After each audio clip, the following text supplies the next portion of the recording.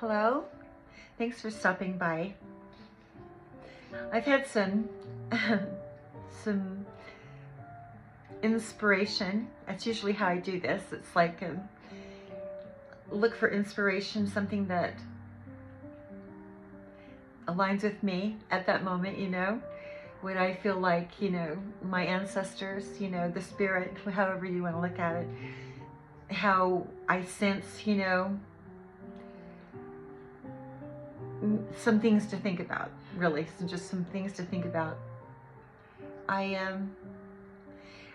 had an idea pop into my mind about a movie that I'd seen with Lou Gossett Jr. and Dennis Quaid. It was a movie called Enemy Mine. Now, yeah, I'm old. Okay, I've accepted.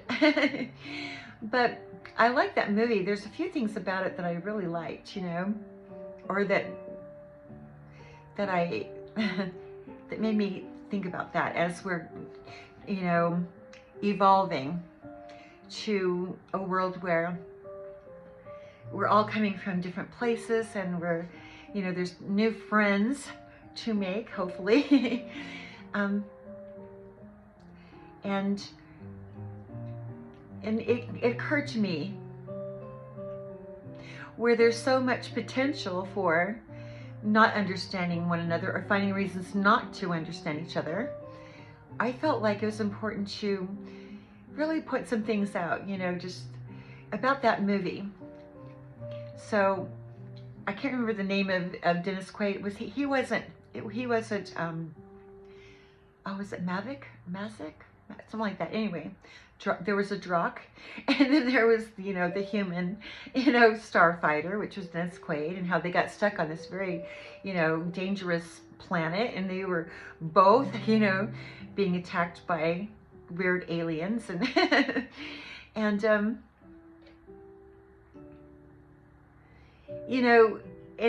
they had to work together. They figured it out. Well, at first they were fighting, but then they had to come up with a strategy and teamwork to figure out how they were going to survive on this really dangerous planet, right? How are we going to, and they normally in the real world would have hated each other, right? They were not the same species. They came from a different world, and so different beliefs, but all of a sudden they find themselves in the same predicament and trying to survive. And I almost feel like, hopefully we never have to find out what that's like. So it would just be best to get along right now anyway. Just because, there's safety when we all come together. But but when we're fighting over our differences, there's a lot more to, instead of finding what we have and what we value as a living being, instead of working on what we don't have in common. I guess that's my point. And so, but anyway, in that story, which was, I remember the weird part. I don't know, maybe you have comments, the part where the Drock, he is, what do they call that? Amphibious? Where they can, they're not male or female, they're just, and they can get pregnant, without a partner, they just can automatically conceive. And so I was thinking about that, and how emotional the Drock was. And when that baby was born, that even the starfighter was really sensitive to the needs of this Drock that he thought was a guy that just gave birth, right? But if you were on a dangerous planet, and we definitely are on a potentially dangerous planet, and so but knowing that, wouldn't it be kind of if you wanted to simulate something like that, that would be better than, targeting somebody that's unsuspecting, right? Just saying. But anyway, it would be interesting to see how people would get along, if they really had to, right? Not knowing that it was going to take teamwork. Would they, You know, I guess it would be like, you know, maybe a video game where, oh, I wonder, is there an enemy? What is that? Is there a game like that? That's kind of like that movie where, you know, it'd be interesting to see how they would handle it and go in there without knowing what the plot was, and, you know, having to figure out for themselves, if we're going to survive, we've got to work together. And if we don't work together, you know, we're both going to die. We're both going to be destroyed by the other violent people that, you know, creatures that are on that own the planet, right? And so, you know, and it really is kind of what we're dealing with right now. We need to decide how we can use the best of ourselves, you know, to navigate this world, you know, of online, which is, you know, definitely where we're all living these days, is online, and how we're going to navigate this so that, you know, the alien creatures down the street, that we can still survive it, you know, no matter what's coming at us, you know. And because of our different core beliefs and faiths and you know, just where we're coming from, you know, it's really hard it's hard for people to, you know, to take the time to truly empathize, okay? To empathize and to use that ability, sympathize, even if it's just on that level, to imagine what it might be like to be like that person, or to have experienced what that person experienced, you know. And we don't really know each other when we come on here. We don't really know, although everyone knows who I am, seems to me. They know more about me than I know about myself, because of this CC reality thing that I never signed up for. And it's very hurtful. It's really hurtful. I'm not going to kid you about that. To come into my private life, to see me when I'm looking like hell at my worst, or undressing, that's really freaky. And to know who's doing it too, and to feel that energy. You know, I am an empath. Oh man, I've always been, you know. And, you know, and but one thing I've learned about it is that, you know, I can pull it back. I don't have to be so helpful, let's just put it that way, to people that really don't reciprocate those feelings, right? You know, and I don't go out in the world, you know, I'm not perfect by any stretch. I really do not. You should know that by now, that I'm not perfect. But anyway, but still, it seems to me that, you know, targeting somebody or looking for differences, or saying, okay, well, she's got these abilities and I, you know, definitely do, but, you know, and I didn't ask for them, and I've talked about that before. But to go out and target somebody, you know, that's not doing anything to you, that's got to be some kind of psychosis, you know? No, they're not doing anything, you know. There's a lot of really beautiful women here, a lot more beautiful than me. But why would they want to come after me? You know, when they've already got it all going on, you know? I don't know why. I think that we would be better off just being like we were sisters, you know? Just, you know, sister by a different mister, so to speak. But not everybody's they're not necessarily gonna like each other all the time. But if we were on this very dangerous planet and we all had to try to figure out how we were gonna survive, or just two people, let's just say we're just two people, and we're in the, you know, like they were on that movie, like Enemy Mine. And we had to figure it out, you know, how we were gonna find food. Or maybe there's only like a little canteen of water, and hopefully, I don't remember if Drock needed water or not. Maybe he didn't, I don't know. Did he need food? No, I don't think he did. I don't remember. Anyway, I don't remember. Anyway, and I was looking for the movie because I really wanted to watch it and remember how all of that developed from the beginning of it to the very end of it, how they had to work together, this kind of symbiotic thing going on, so that they would both survive.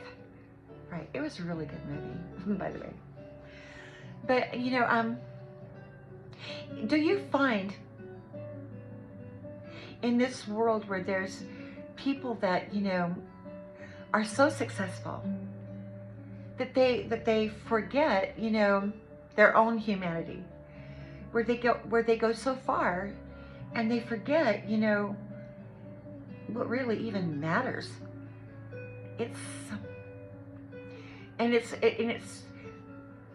not rare. It's not rare. In fact, I was looking for the right words to say. It's too commonplace. It's become so commonplace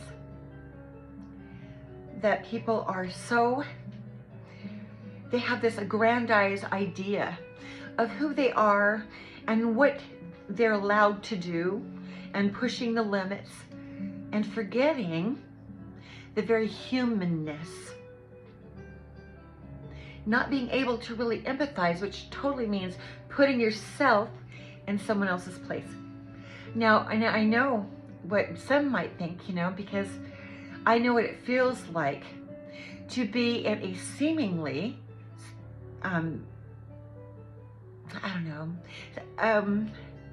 difficult situation. And people can misjudge you for it without knowing the underlying information involved, right?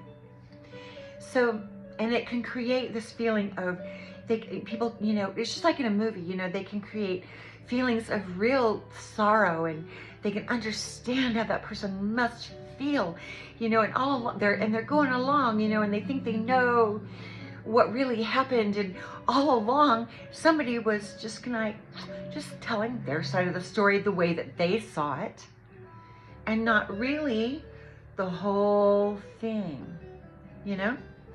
And they reduce somebody to having zero humanity at all, because they don't realize what that person was going through. And I could go into the details of how that happened. And it isn't that I can't go back and remember, you know, why someone might look at it that way. But I've been talking the whole time. My words and my voice and everything that I wanted to express has been blocked, stopped, so that you wouldn't get this whole time, so that you wouldn't know what the other side of the story even was. And that wasn't my fault. No, that was coming from people here on the platform, where I wasn't able to tell you my side, because the minute I started talking out, ooh, they cut me off fast. They didn't want to know what was really going on. Yeah, and you know, and the thing is too, is that people, you know, they're going to make mistakes. People make mistakes and they misjudge and all that. And you know, and in the early stages, you know, as long as somebody takes true accountability and they're sorry, and you know, they thought, wow, you know, this is totally different than what I thought it was going to be. Or maybe there's somebody you've even known since childhood, but they have, you know, a different plot or plan, or they're getting paid, or they have some other motivation or insecurity in themselves, that it behooves them to make you seem less than what you really are, instead of standing firm and being a great friend, you know. And it seems like that's happening more. And unless somebody is, you know, somebody who they can name drop and clout and gives them a little clout, you know, if it seems like gossiping and speaking negatively about somebody is more important than being supportive, or really giving somebody the benefit of the doubt. And sure, you know, I am one of the, you know, I've been warned about turning my other cheek. I mean, I don't have any cheeks left. I could give you my this side, I could give you my butt side, right or left. I can show you all my cheeks, you know, we can slap them around. But I have no cheeks left. Okay, and so and so there comes a time where, and you know, and I have never been, yes, I've been nice and everything like that. It's not that I'm not, and I'm not perfect either. I mean, I guess people are learning that too. They probably think, oh no, she's evil. She's not what we thought. She's not an earth angel. No, she's mean. You know, no, I'm not mean. But I do mean what I say, and I do say what I mean. I do. I rarely, once I really know, I rarely change my mind. You know, once you get the facts in, how are you going to change your mind? You know what I mean? So, but I think the point is that, you know, it's really important to get all of the facts, and the gossip and the bullying and all this stuff. You know, nobody has time for that, okay? We have bigger things to do, and we could be creating a beautiful environment for all of us, where we are supporting each other And if you don't like the person, you don't even have to be there to do anything at all. Not good, not bad, just go away, you know. It's really easy to do. You know, and I don't know. It's hard enough to navigate myself, you know, just trying to figure myself out, you know, and how I want to approach things. I don't really have the time to worry about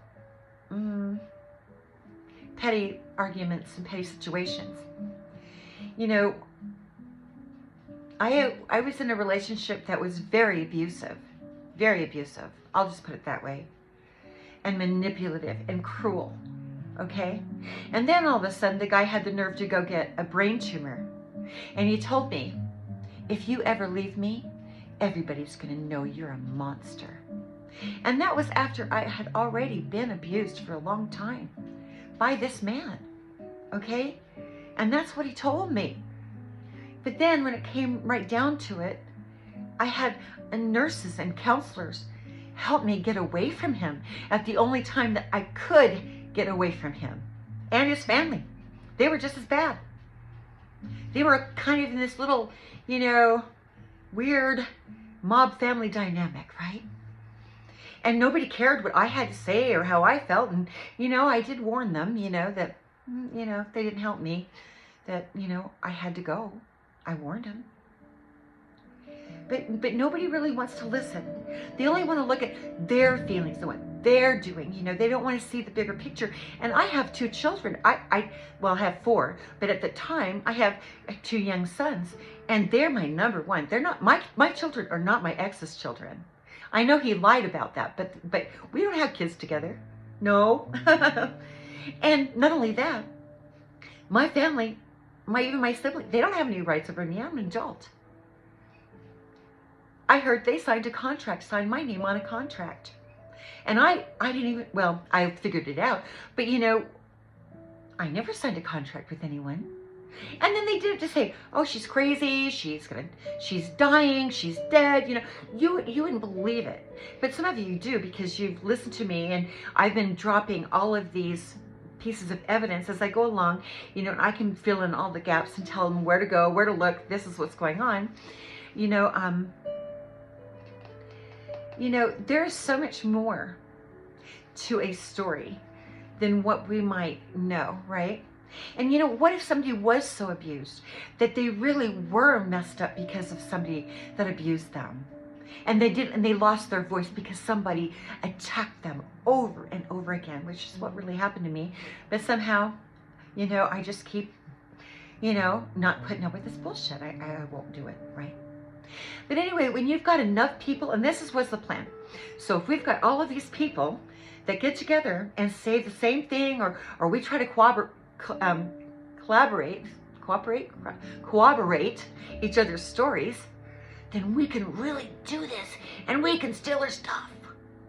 Not even thinking, okay, oh yeah, but we're going to go to church on Sunday, but we're still going to do all these things, and we're going to do it in the name of God. I don't know. That just seems really weird to me. You know, it doesn't, you know, I had, you know, one time when I was going to a therapist, it was when my kids were little, and I was really frantic because I didn't know how I was going to pay all my bills, right? And there was a really good exercise she had me do. I was telling her, I mean, I really had a real anxiety issue because I honestly didn't know how I was going to pay the rent and the light bill and blah, blah, blah, blah, blah, you know? And she just had me stop and feel my feet on the ground, look around at the room.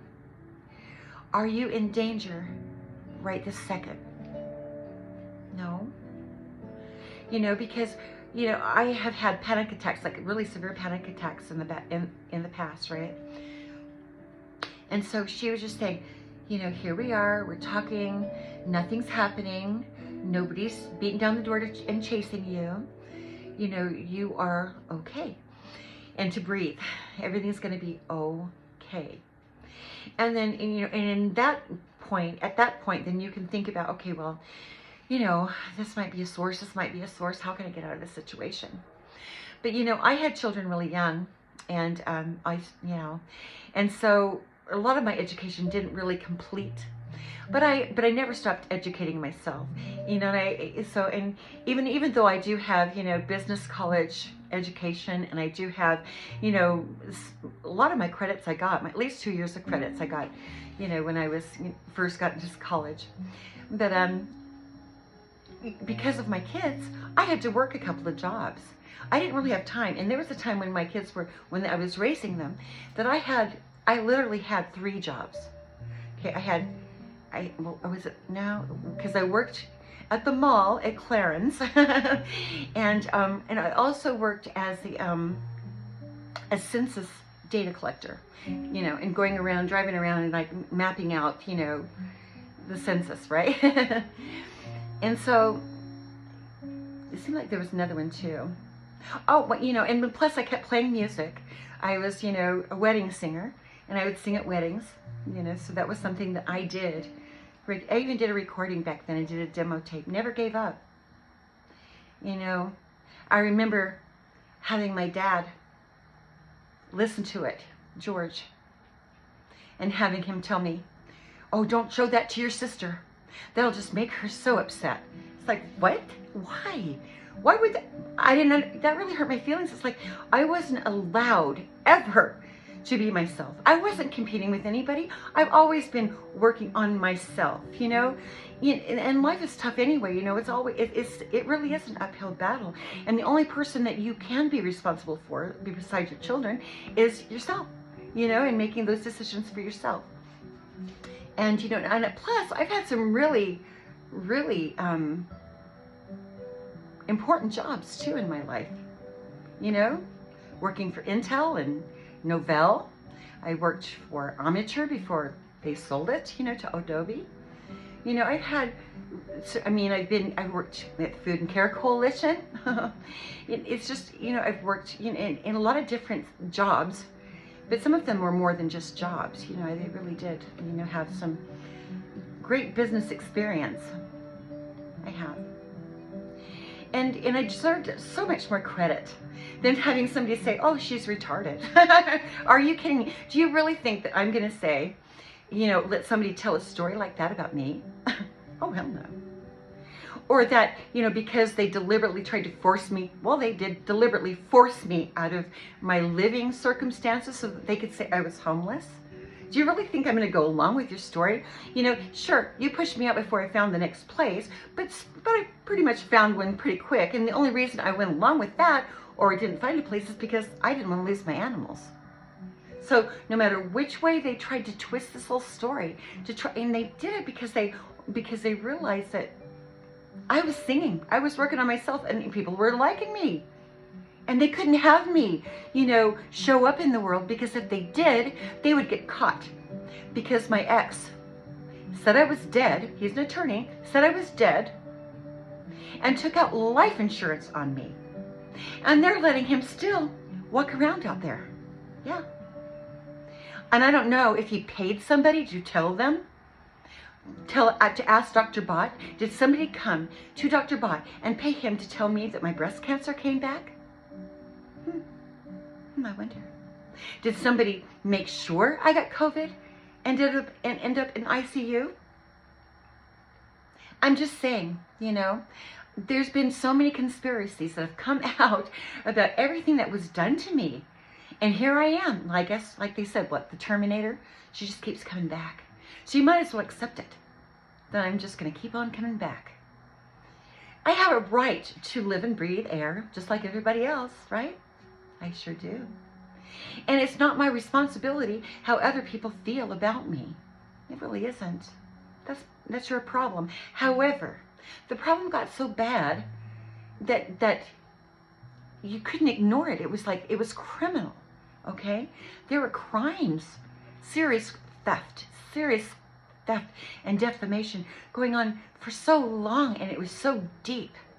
And now here I am, people are seeing me, and they're like trying to cover their butts because they are so deeply involved in this fraud and theft that they don't know how to get out of it. And that also is not my fault or my problem. And I'm not going to go along with your story to make it seem like, oh, we're just trying to make you stronger, Treva, as if, because I'd already gone through so much. Yeah, you know. And so, and it's not like I don't want to cooperate and just go along with the little plan. But the thing is that because of that plan, no one earlier on was taking any kind of responsibility or accountability for the criminal acts that might have been able to be handled in a courtroom situation, but now is devastating for them. You know, and it's not like I don't see, you know, the motivation for trying to kill me, because, you know, they knew that they were about to get caught, which would have happened anyway, right? That's what happens when you plot on somebody's life. It ends yours. It's, you know, but people get so arrogant, and they think because of their station and their positions that they can do whatever they want to, and there's no accountability. And you know, we know that's true with the wealthy for sure, right?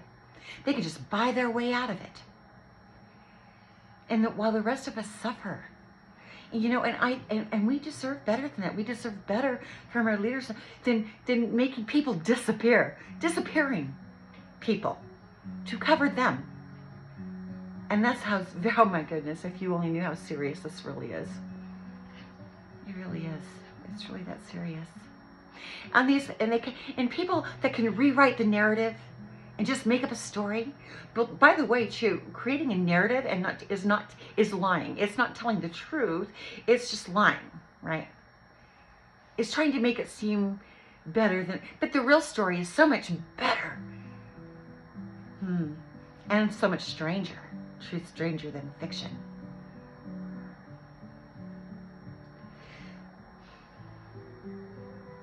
You know, when I realized that no one wanted to take accountability, or that excuses were being made over and over and over again, you know, then all of a sudden, I don't know where my empathy with it just like flew out of me. That was kind of like a miracle, you know, which would be true no matter what stage of my life. You know, if I realized earlier on what was going on behind my back, you know, it wouldn't change one single thing. I wouldn't have felt any differently about getting justice than I do right now. It's just that all of us believe our parents love us. Did I know that I was adopted or kidnapped? No. Was it a real adoption, or was it arranged by the government? Or no, maybe, you know, so that was part of it. I know that was a part of it. But anyway, you know, one of them sold me.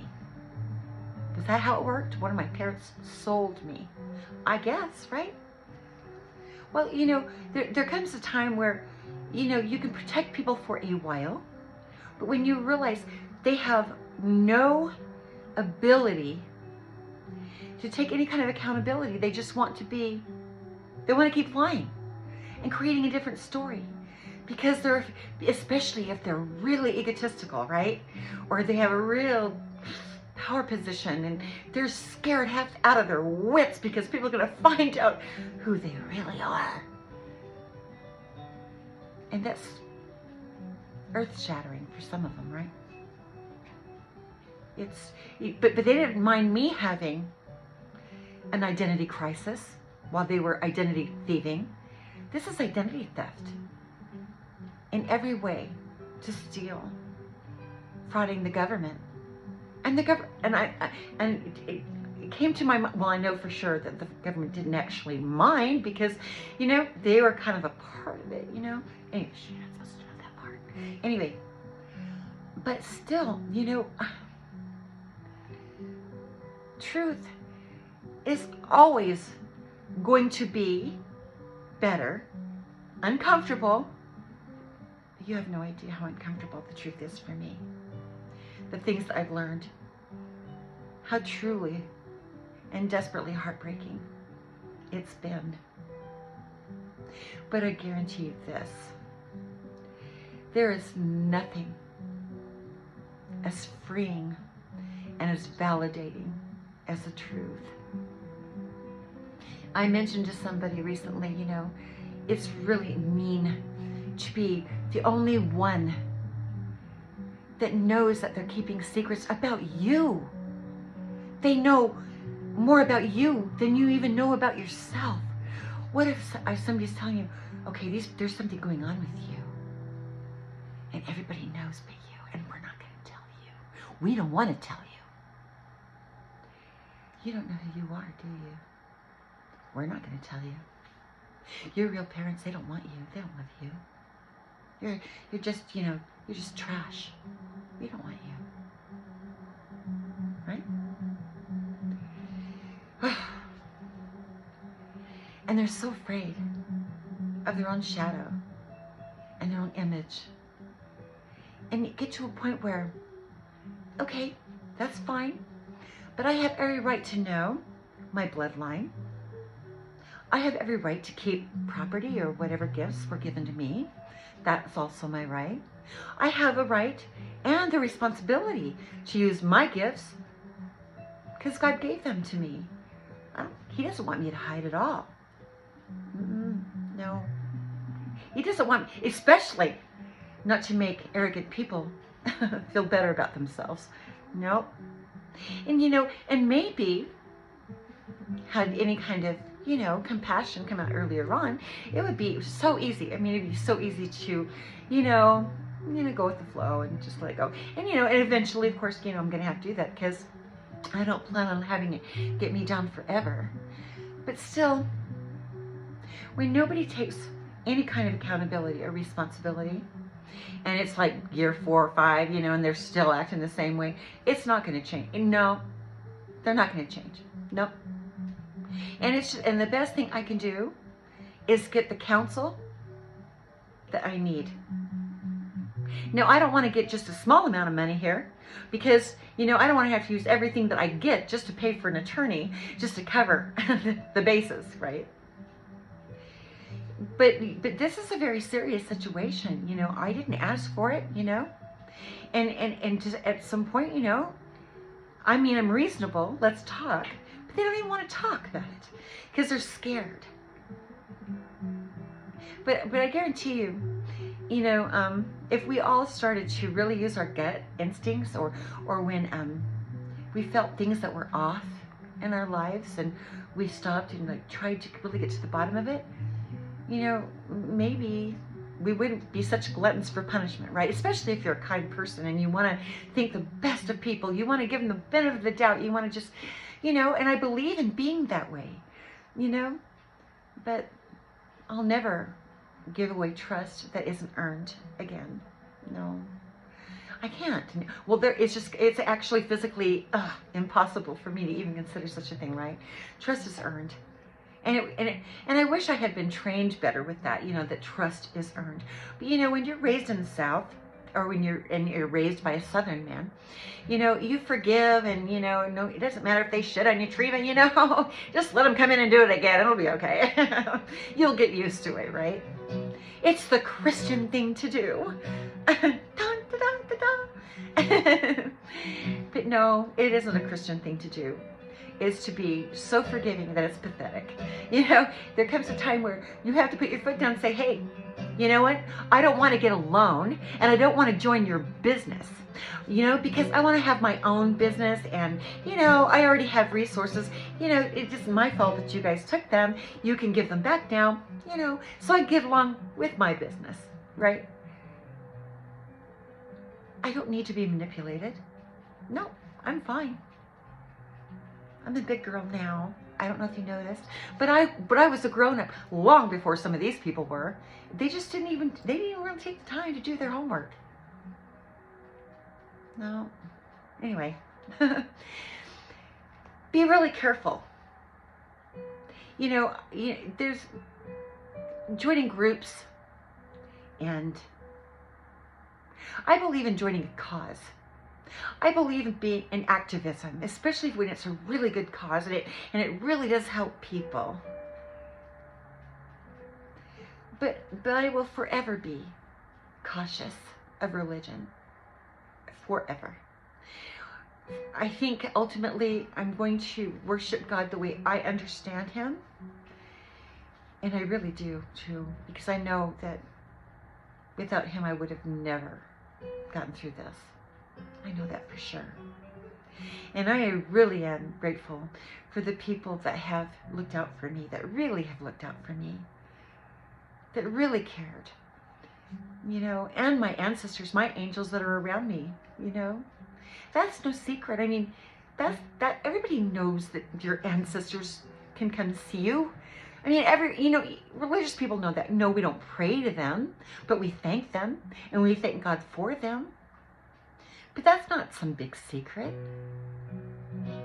They might be on a different frequency, but here they are, you know, right around us, right? Ready to give us wisdom and insight.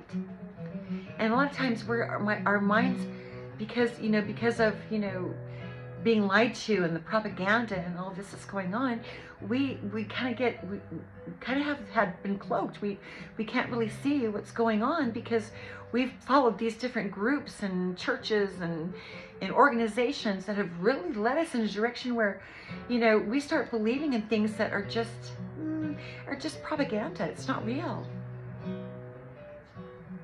And right now, I just, you know, I just feel like being authentic and seeing things as they are is freeing for me. You know, I don't care what anybody thinks about me anymore. I really don't. I'm actually a lot of fun. I like to have fun. I don't like having to be serious all the time. I'm a clown. I like to clown around and tell jokes and have a good time. When something serious is going on, that's a totally different thing. Be safe. Protect yourself. Learn from me never to trust everybody, even maybe all of you should go home and ask your parents, was I adopted by any chance? You know, I mean, who would even think to ask that unless, you know, they decided not to tell me, and they thought I would be freaked out by it. No, I wouldn't have been freaked. You know why? Because I already knew the treatment was different. I grew up with these people. I already knew that there was something a little wrong there, you know. So no, I would have been like, really? That's awesome. That's great. Great news. So no, that would have been really okay. You know, and again, you know, if whoever the biologics are, you know, I'm not trying to force myself on anyone. I just want to know who I am, where I came from. I want back my stuff, you know. I want to know who left it for me. I want to know who I can count on, who I can't, you know. These things, you know, shocking things that happen that no one should ever have to deal with. Especially not for professionals, you know what I mean? No. Life's hard enough. Why do we have to make it hard for each other? You know, just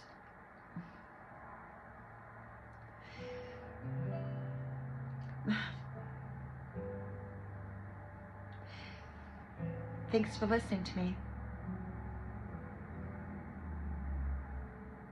I'm holding people accountable, especially adults accountable,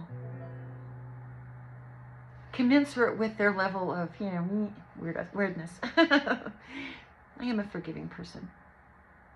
It's easier to do when people are mature and accountable and don't avoid seeing their own dark shadow. I know I deserve so much better than what was done. So much better by leaps and bounds. I know I do. And so do you. Don't let anybody pull the wool over your eyes. Again, be careful. Be careful. Make sure you understand what the whole story is before you just jump in, you know, whole body first. You know, remember, it's like, don't throw pearls before, you know, among the swine. Remember all the swine that jumped off the cliff, you know, and they all died, and, you know. Might be a good idea to know what you're getting into before chasing the devil. Thank you.